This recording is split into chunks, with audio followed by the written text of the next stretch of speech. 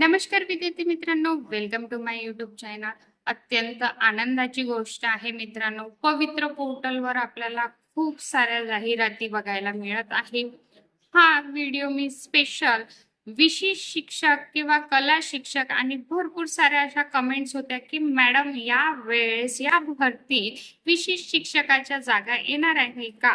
आणि वारंवार मी त्यांना हेच सांगितले होते की शिक्षक भरतीमध्ये यावेळेस नक्कीच विशेष शिक्षकाच्या जागा येणार आहे. आणि जर तुम्ही करंटली जाहिराती बघितल्या तर भरपूर अशा जाहिरातीमध्ये तुम्हाला कला शिक्षक किंवा विशेष शिक्षकाच्या जागा पाहायला मिळत आहे मित्रांनो. खूप खूप आनंदाची गोष्ट आहे आणि मी तुम्हाला सांगितलं होतं की 100% या भरतीमध्ये जागा येणार आहे आणि त्यानुसार आलेले आहे मित्रांनो. तो खूप आनंदाची बाब आहे की ह्या जागा विशेष शिक्षकाच्या जागा भरल्या जात आहे आणि खूप मोठ्या प्रमाणात काय होत आहे, जाहिराती आपल्याला पाहायला मिळत आहे. ही होती अत्यंत महत्वाची आणि पहिली बाब. दुसरी बाब अशी आहे मित्रांनो की ह्या भरतीमध्ये 11वी-12वीच्या जागा आपल्याला पाहायला मिळणार नाही आहे, हे पण एक सत्य आहे. आणि ह्या जागा येतील सेकंड फेजला किंवा सेकंड राऊंडला मित्रांनो. या राऊंडला आपल्याला 11वी-12वीच्या जागा पाहायला मिळणार नाही आहे. तर ही एक कुठेतरी खंताची बाब नक्कीच आहे. आणि ज्यांचे हाय स्कोरर आहे, जे उमेदवार हाय स्कोरर आहे, त्यांनी नक्कीच या गोष्टीचा विचार करायला पाहिजे. कारण की पहिल्या भरतीमध्ये जर 11वी-12वीची जागा येत नसेल, ज्युनियर कॉलेजच्या जागा येत नसेल आणि हाय स्कोररना ज्यांना 11वी-12वीला जॉईन करायचं असेल त्यांना या भरतीत चान्स मिळणार नाही. तर तुमचा आताच हा वेळ आहे तुमच्याकडे, कारण की एक 10 दिवसापर्यंत किंवा 15 दिवसापर्यंत जाहिराती सगळ्या पवित्र पोर्टलला अपलोड होतील आणि ते सगळे आपल्याला दिसतील. पण मित्रांनो, 11वी-12वीच्या कोणत्याच जागा आपल्याला दिसणार नाही आहे. तर ज्या उमेदवारांना ज्युनियर कॉलेजला जॉईन करायचं आहे किंवा 11वी-12वीला जॉईन करायचं आहे, त्यांनी आता विचार करून ठेवा की तुम्हाला सेकंड फेजसाठी थांबायचं आहे की याच फेजमध्ये जॉईनिंग घ्यायची आहे.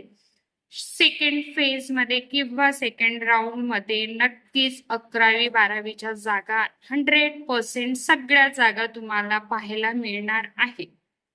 तर हे मात्र तुमच्यावर आहे की तुम्हाला आता जॉईनिंग करायची आहे की 11वी-12वीसाठी तुम्हाला वाट पाहायची आहे. कारण की मित्रांनो, एक बिंदू एक पद असं ही भरती आहे आणि या भरतीमध्ये जर तुम्हाला पहिल्यांदा चान्स मिळाला, त्याच्यानंतर तुम्हाला पुन्हा चान्स मिळणार नाही आहे आणि तुमचा चान्स तिथे जाणार आहे या भरतीतून, जोपर्यंत ही भरती होत नाही.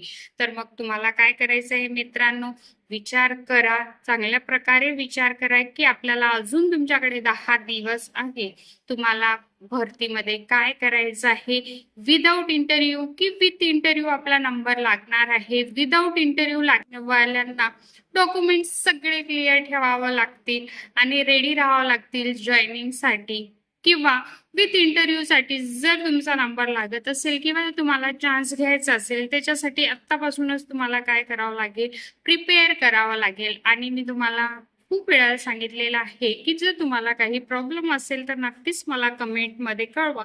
मी सगळ्या प्रश्नांची उत्तर देत असते आणि मार्गदर्शन पण तुम्हाला मी नक्कीच करेल. सगळ्या गोष्टी मी तुम्हाला सांगू शकतो. फक्त मला तुम्ही एक कमेंट करा की मॅडम याबद्दल तुम्ही डेमो लेक्चर किंवा त्याच्यानंतर जर तुम्हाला विथ इंटरव्ह्यू बद्दल काही विचारायचं असेल किंवा काही माहिती पाहिजे असेल तर मी माझ्या चॅनलवर सगळ्या प्रकारचे लेसन प्लॅन टाकलेले आहे.